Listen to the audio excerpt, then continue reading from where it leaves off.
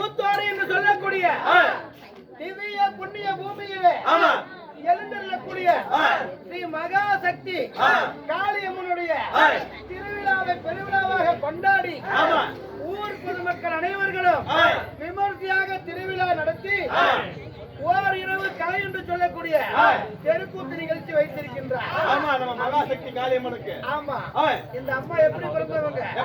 ஓம் என்ற ஒளியிலே, கிரீம் என்ற சத்தத்திலே, மின்னல் கொடி வழியா பிறந்தவங்க. மின்னல் கொடி வழியாக எப்ப இந்த அம்மா ஆதியில ஓம்னு பிறந்தாங்களோ, மனிதனாக பிறந்தவன் என்னைக்குமே அந்த அம்பாளுடைய அருளாரையும் அம்பாளுடைய சக்தியும் பெருமையா நம்ம சொல்லிட்டு வந்துகிட்டு இருக்கோம். அதனால சக்தி, கிரியா சக்தி, கிரியா சக்தி, யோகா சக்தி, 9 சக்தி, 16 அம்சம், 64 கழுத்தில் அமர்ந்தவன்.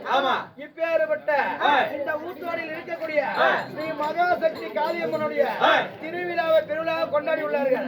காளியம்மனுக்காக ஊர் பொதுமக்கள் எல்லாம் சேர்ந்து இன்று இரவு, அதாவது நம்ம வரவழைத்திருக்கிறார் சேலம் மாவட்டம் பெத்தநாயக்கன்மலை வட்டம் கொப்புகொண்ட பெருமாள் அங்காளம்ம நாடக சபா வாத்தியார் செந்தமிழ் ஜெயராமன் சார்பாக அனைவரையும் வருக வருக என்று இரு கரங்கள் கூப்பி வந்தனம் செய்கிறேன்.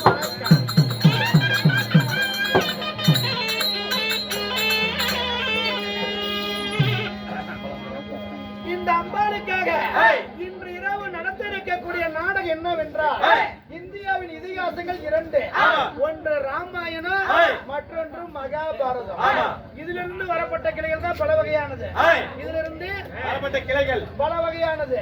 ஆனா இந்த ஸ்ரீ மகாபாரத காவியம் இன்று நடத்தக்கூடிய நாடகத்துல மகாபாரத காவியம் ஸ்ரீ மகாபாரத காவியம். மகாபாரதம்னா முதல்ல என்ன அதை தெரிஞ்சுக்கணும்.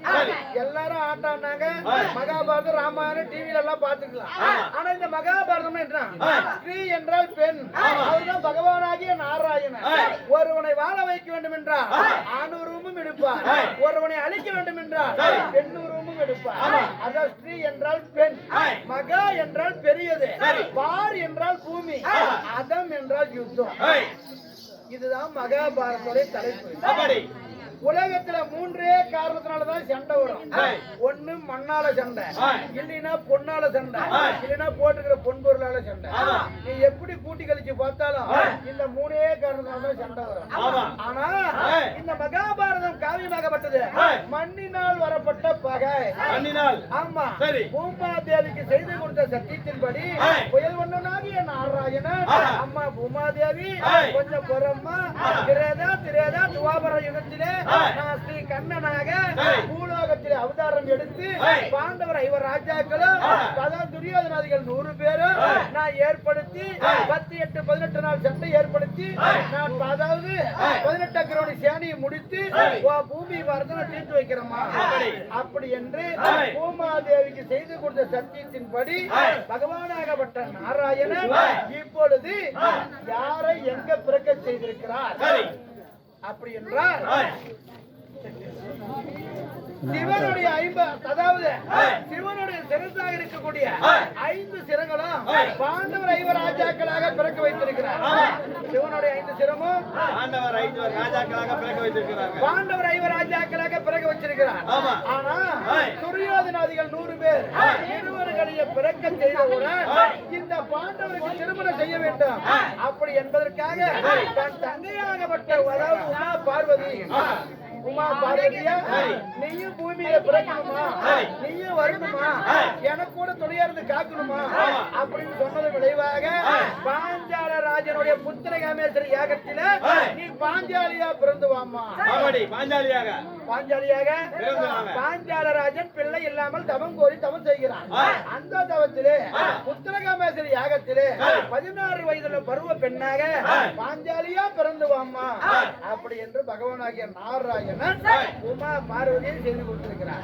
அதுபோல இன்று இரவு இந்த மகாபாரதத்திலே முக்கிய தத்துவம் உள்ள நாடகமாக தத்துவம் மட்டுமல்ல இந்த நரம்பில்லாத நாக்கு 4 விதம் பேசுது பாரு இந்த கண்ணா இது சாமி இந்த பாஞ்சாலியாகப்பட்டவள் பூமா அதாவது எப்படி யாகத்துல பிறக்க போகிறார் அப்படி என்பதுதான் இந்த நரம்பில்லாத நாக்கு 4 விதம் பேசணும் பாரு.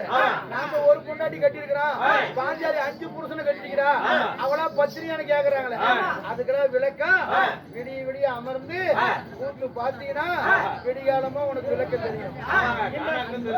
ஆமா இந்த நடத்திருக்கக்கூடிய நாடகம் அதாவது அர்ஜுனன் வில்வளைப்பு இன்னும் பாஞ்சாலி கல்யாணம் புரியுதா? அர்ஜுனன் வில்வளைப்பு பாஞ்சாலி திருமணம் என்று சொல்லக்கூடிய நாடகத்தை எங்கள் சிற்றறிவுக்கு எட்டியவாறு நாங்கள் நடத்தி வந்திருக்கிறோம். எல்லாத்துக்கும் ஒரு புருஷன் இன்னைக்கு இந்த அம்மாவுக்கு 5 புருஷன் 5 புருஷனை எப்படி தாலி கட்டுறாங்க இந்த அம்மா நீதியை எப்படி வாழுது ஒரு பெண்ணாக பிறந்தா கழுத்துக்கே கத்தி வந்தாலும் கட்டண புருஷனும் தவிர கண்டவனை தொடக்கூடாது புரியுதா?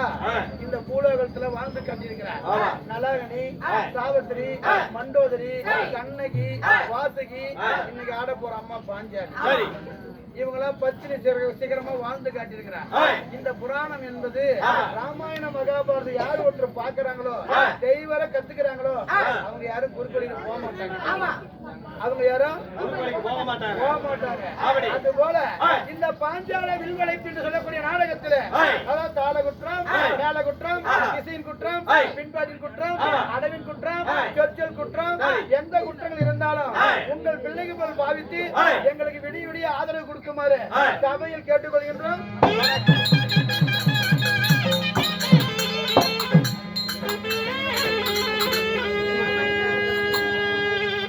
நம்ம நாடகத்தை பொறுத்த வரலாம் விடியில வரலாம் கதையும் போவோம் காமெடியும் போவோம்.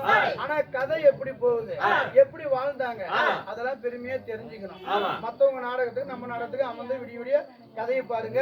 தயவு செய்து குறுக்க பேசாதீங்க. இந்த நாடகம் சாதாரணமான நாடகம் இல்ல ஆட முடியாது. பாஞ்சாலி வில்வளைப்புங்கிறது ஒரு பாஞ்சாலி திருவிழா அக்கினி திருவிழா போடுறாங்க பாரு அங்கதான் இந்த நாடகம் 12 நாள் பாரதம் 18 நாள் பாரதம் அதுல பாரதம் இதெல்லாம் நடத்துவாங்க. இன்னைக்கு ஐயா ஊரார் விருப்பத்தின்படி கேட்டதுனால இந்த நாடகம் நம்ம நடத்த வந்திருக்கிறோம். விடிய விடிய எங்களுக்கு ஆதரவு கொடுக்க வேண்டாம். இந்த பாஞ்சாலி வில்வளைப்பு என்று சொல்லக்கூடிய நாடகத்திலே முதலாக கதாநாயகனாக சபைக்கு ஆதரவு பண்ண சொன்னா பாஞ்சால நாட்டை ஆண்டு வரக்கூடிய பாஞ்சால மன்னன் சபைக்கு வர போகிறார். அதற்கு முன்பதாக கட்டிகாரன் கோமாளி பபுன் ஆட்சிமேன் சபைக்கு தருவார்.